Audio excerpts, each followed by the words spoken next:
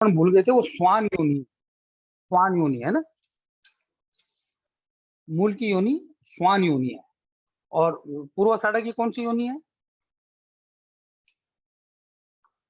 है जी? वानर या नकुल है? शिवाली जी, हेलो हेलो।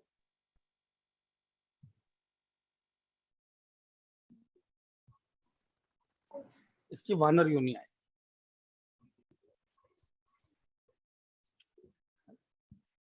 और पूर्वाषाढ़ा के तिलक है, उत्तराषाढ़ा के गोविंद, नहीं नहीं सॉरी, नकुल योनि है, नकुल योनि। हाँ नहीं, ठीक है ना, ये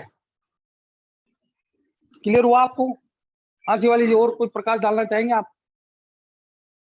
मैं यहाँ ये कह रहा था कि इन तीनों के प्रभाव से, हाँ, तीनों के प्रभाव से व्यक्ति का मोटापा बहुत तेजी से बढ़ता है भाई। ये थोड़ा ध्यान रखना मोटापे का, है ना? बिल्कुल सर, मोटापे का ध्यान रखिए, खाना पीना उस तरह से। हाँ, ये बहुत तेजी से बढ़ता है। और भगवान से आप पहले से जीत के आए हुए हो, तो आपको तो मार्ग पे चलना है, जीत अवश्य मिल जाएगी। एक घर में सीता अशोक का पेड़ लगाओ बढ़िया सा, है ना? ठीक है सर। और जांघों पे इनका निवास कहा गया। अगर कोई पाप ग्रह का इस पे प्रभाव आ रहा है तो व्यक्ति के मांस फटने की, जांघों पे चोट लगने की संभावना बहुत ज्यादा हो जाती है। स्पेशली अगर यहाँ पे केतु मंगल देव का प्रभाव हो नेगेटिव, तो अवश्य आदमी की जांघों पे चोट लगती है। जी सर, मेरे जांघों का ऑपरेशन हुआ है सर। हाँ, तो देखो आपके कोई पाप ग्रह का प्रभाव जरूर होगा। सर नवम में केतु बैठे हैं बुध के साथ। बस बस तो अब है ना, थोड़ा ध्यान रखा। जी सर। बहुत बढ़िया। लेकिन आपके आज यू आर ब्लेस्ड, बहुत बढ़िया नक्षत्र है ये, बहुत ही बढ़िया नक्षत्र है। डिजायर्स को कंट्रोल करते हुए ज्योतिष शास्त्र में बहुत प्रवीण हो जाओगे। बहुत प्रगल्भ वक्ता होता है ऐसा व्यक्ति, और बहुत प्यारी और मीठी बात बोलता है। शुक्र का प्रभाव, गुरु का ज्ञान, और आप यानी जल का flow, what a great combination this is, है ना? और फिर उसमें रजोगुण का प्रभाव, रजोगुणी व्यक्ति बहुत इम्पैक्टिव होता है ना? तमोगुणी के पोलीवाणी में ना कभी कभी कलुषितता आती है। जैसे मेरे मखा नक्षत्र है, तो मेरे केतु देव का है, तो वो तमोगुणी है। तो मेरी वाणी कभी कभी ऐसा होता है, जब कभी आवेश हो या वट एवर, तो वो थोड़ी तमोगुण को प्राप्त कर जाती है, जो उत्तम नहीं है ना? हालांकि मैं बहुत कंट्रोल करता हूँ, मैं असभ्य शब्द बोलना भी नहीं चाहता, पर प्रभाव आ जाता है। ग्रह गोचर उस समय चल रहे हो, गोचर दशा अंतर दशा में कोई पापत्व का प्रभाव हो, तो वाणी खराब होती ही है, और जो हमेशा नुकसान करती है। लेकिन रजोगुणी व्यक्ति है ना, बड़ी प्यारी बात करता है, धीरे से दिल में उतर जाएगा, कठोर से कठोर बात को बड़ी आसानी से कह देगा। ये बहुत बढ़िया बात है। अब आता है उत्तराषाढ़ा, और आप और प्रकाश डालिएगा है उत्तराषाढ़ा। उत्तराषाढ़ा यानी बाद में अजय, जन्म के बाद में अजय, उत्तराषाढ़ा। उत्तराषाढ़ा जो है ये, इसको यूनिवर्सल स्टार भी बोलते हैं।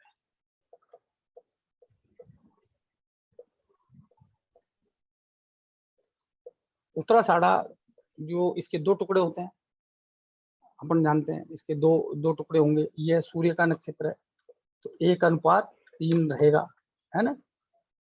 तो इसमें सूर्य का भी प्रभाव आएगा, और सूर्य इसके वो हो गए, और गुरु, और दूसरा कौन आ जाएंगे, मकर राशि, तो शनि। इन तीनों का प्रभाव इसमें रहता है। उत्तराषाढ़ा का जो अधिष्ठात्री देवता है वो है गोविंद। बताओ आप कितना जोरदार हो। सत्वगुणी है, वानर योनि है ना? और उत्तराषाढ़ा वही जांघों में इसका स्थान कहा गया है। उत्तराषाढ़ा वाले को कटहल का पेड़ लगाना चाहिए। ये जो उत्तराषाढ़ा है ये उग्र नक्षत्र है, उत्तराषाढ़ा सॉरी ध्रुव नक्षत्र है, ध्रुव नक्षत्र है, 21वां नक्षत्र है, तो अधोमुखी है, ये पुरुष है, उत्तराषाढ़ा पुरुष है।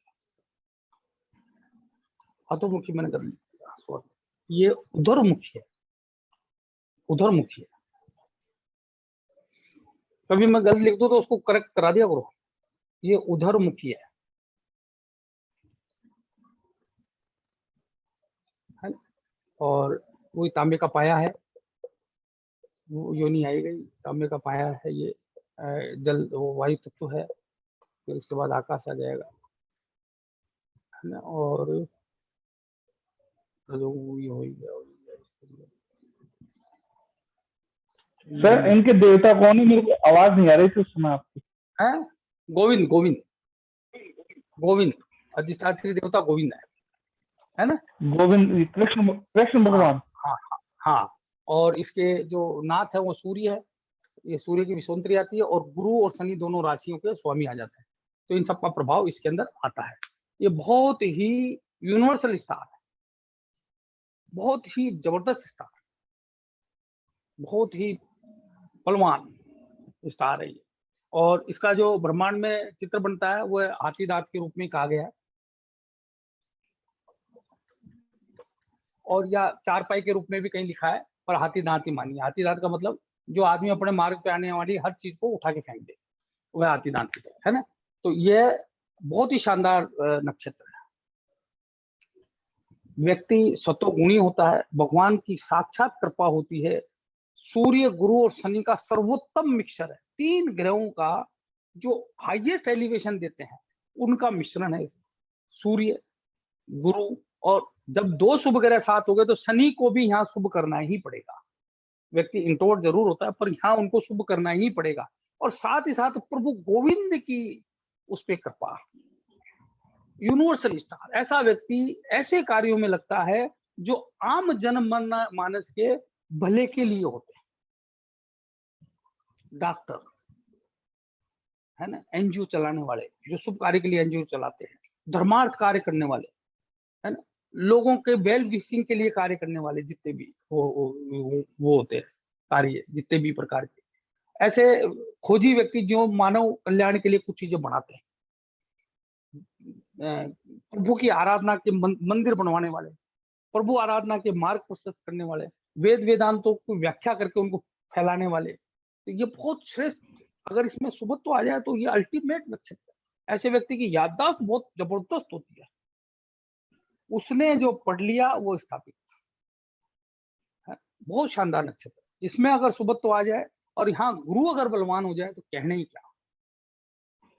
क्यों? क्योंकि यहाँ गुरु नीच के हो जाते हैं, जब आगे शनि की राशि आती है तो वहां गुरु नीचत्व प्राप्त करते हैं। ऐसे में गुरु को बलवान होना बहुत जरूरी है, समझ रहे हो ना आप?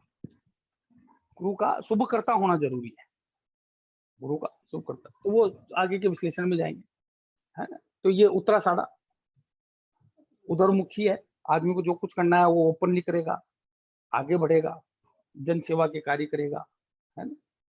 उधरमुखी होने से वायु जो ऊपर वायुयानों का, जो ऊपर वायु से, वायु की चीजों के जो कार्य होते हैं जो वायु में होते हैं ऊपर, उनसे संबंधित कार्यों का सामयाने जो लगते हैं, सामयाने का क्या बोलते हैं, लाइटनिंग का, सजावटों के कार्य जो बहुत दूर से दिखते हैं, वो सब कार्य Uttarashadha.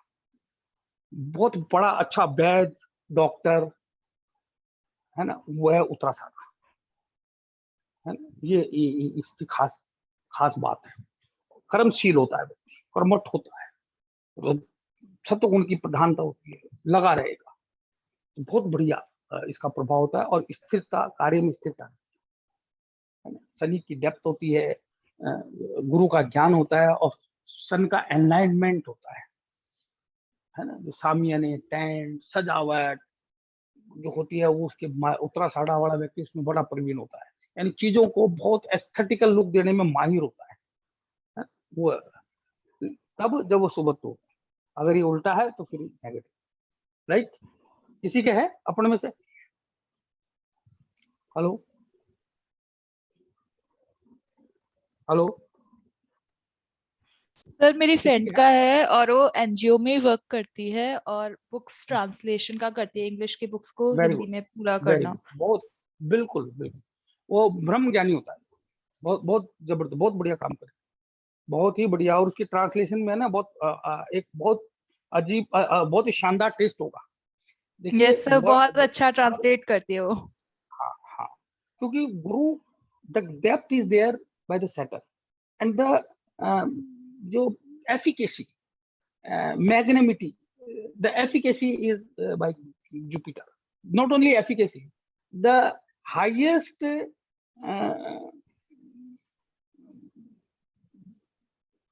level word selection, the sequence, the frequency, वो गुरु देते हैं।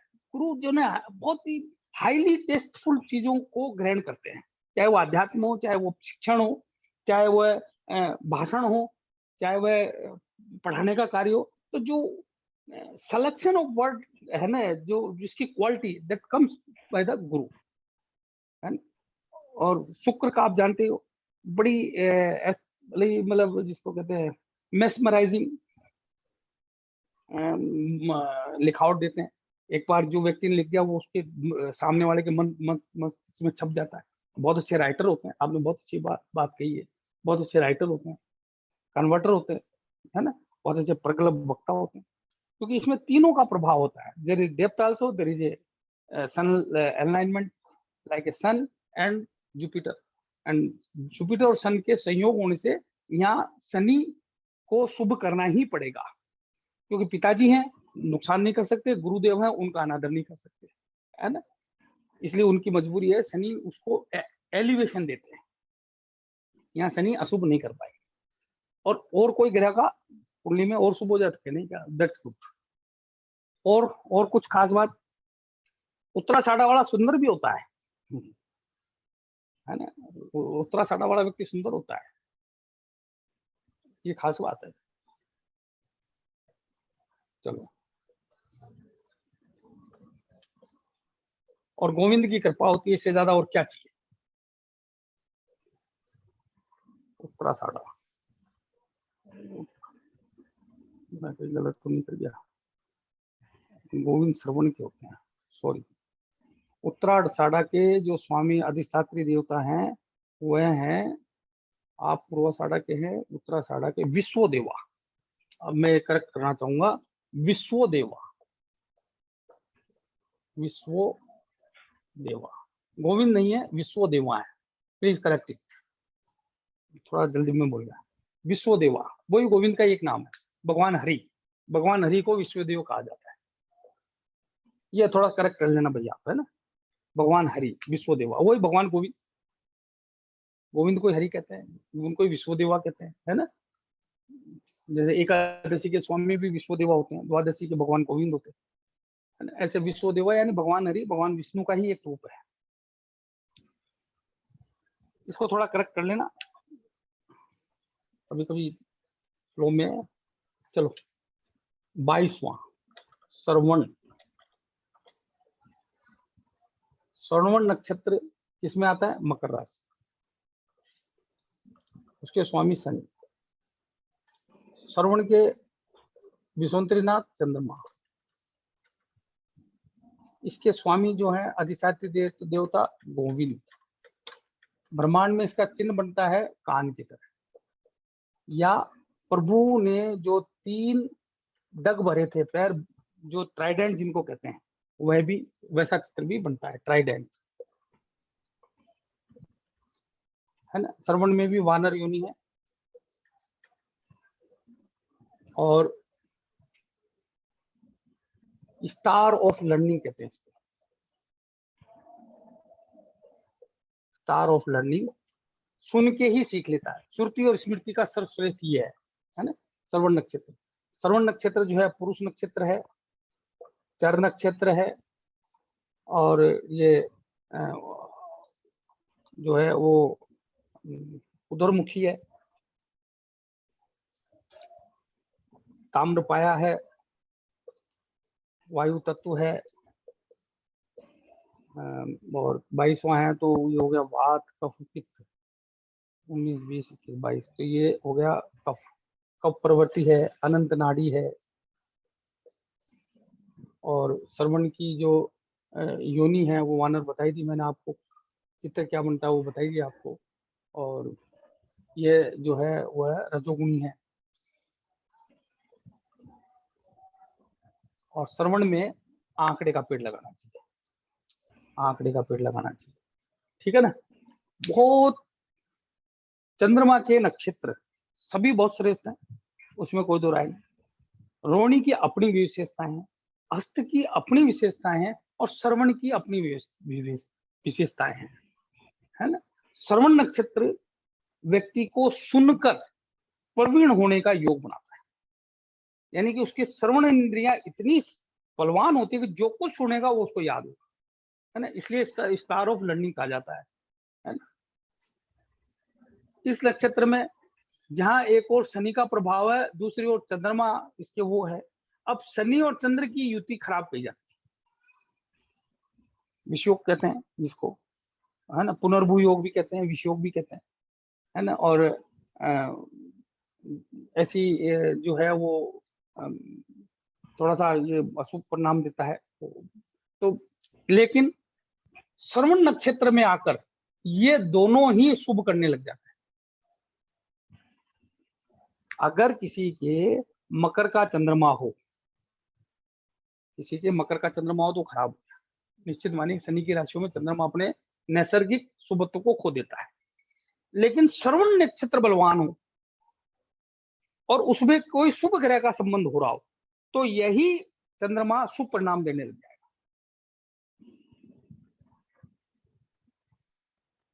या स्वयं चंद्रमा स्वर्ण नक्षत्र में हो तो बहुत शुभ परिणाम देगा। यहाँ शनि उसकी सहायता करेगा क्योंकि वह उसकी राशि में होंगे और चंद्रमा अपने नक्षत्र में होंगे, तो शनि को उनको लाभ करना पड़ेगा। आप समझे मैं क्या कहना चाह रहा हूं कि अशुभ स्थान पर होने पे भी ग्रह अपने नक्षत्र में बैठकर हानि नहीं पाता है। हम कुंडली का विवेचन करने चाहते हैं और देखा और यार शनि की राशि में चंद्रमा बैठे हैं और यार ये तो अशुभ हो गया, ये तो यार अपना परिणाम है। लेकिन अगर वो श्रवण नक्षत्र में है तो वह अशुभ परिणाम नहीं पा पाएंगे, शनि को भी शुभ करना पड़ेगा। समझ रहे हो ना, ये मेरा कहने का आशय ये है, यानी अपने नक्षत्र में बैठा हुआ ग्रह बलवान हो जाता है, राइट, इस तरह से। और बाकी सब चीजें हैं तो श्रवण नक्षत्र में श्रवणेन्द्रिय से संबंधित सारे कार्य हो गए। ऐसे शिक्षा संस्थान चलाना हो गया जिसमें आप बोली वाणी बोलकर, ये ऑनलाइन एजुकेशन फील्ड हो गया आपका, ये सब श्रवण नक्षत्र में जाता है। श्रवण नक्षत्र में जल से संबंधित व्यापार हो गए, एजुकेशन मटेरियल को बेचने से संबंधित कार्यवाही हो गई, या श्रवण नक्षत्र वाला व्यक्ति जो कानों का डॉक्टर हो सकता है।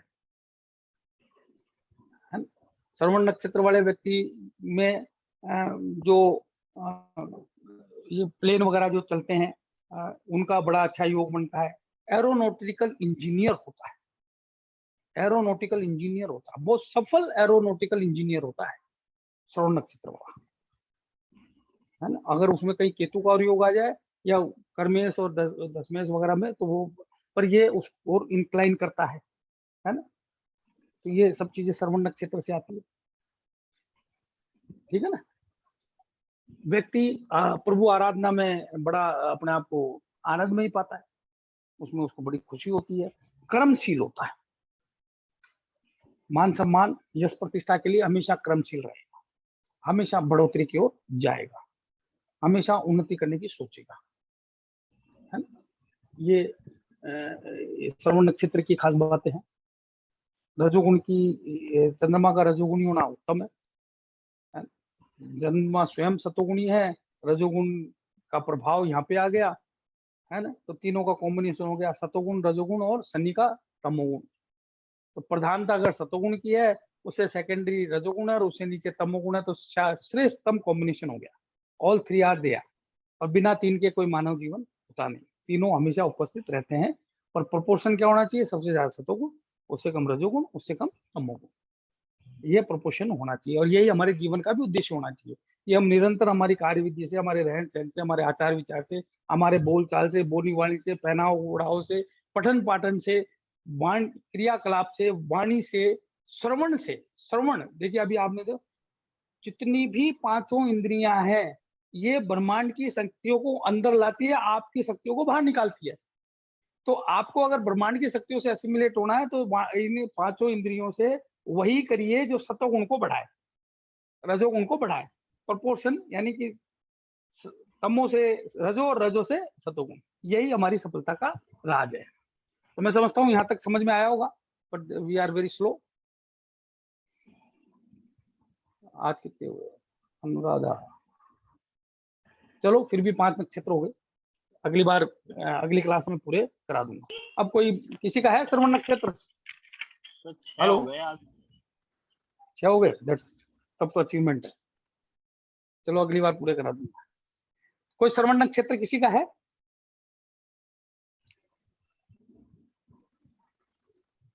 हेलो, अगर किसी का पंचमेश नवमेश भी श्रवण नक्षत्र में बैठा हुआ है ना, वह बहुत ज्ञानी होता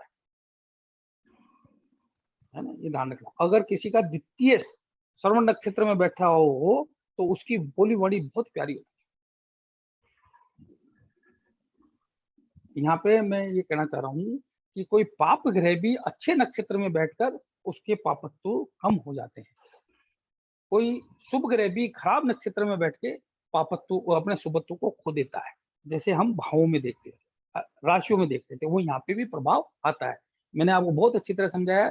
फ्रॉम द फ्रंट हम सूर्य के क्षेत्र को, सूर्य की शक्तियों को प्राप्त करते हैं। फ्रॉम द बैक हम नक्षत्रों की शक्तियों को प्राप्त करते हैं। फ्रॉम द सराउंडिंग जितनी भी करोड़ों प्रकार की एनर्जीज हैं जिनको हम जानते ही नहीं है, वह सब हमको एनवायरमेंट या अनंत से जो आती है वह आती है, और उनमें उसको डायरेक्शन करने के काम करते हैं हमारे ग्रह, नक्षत्र और सूर्य देव की उष्मा, है ना।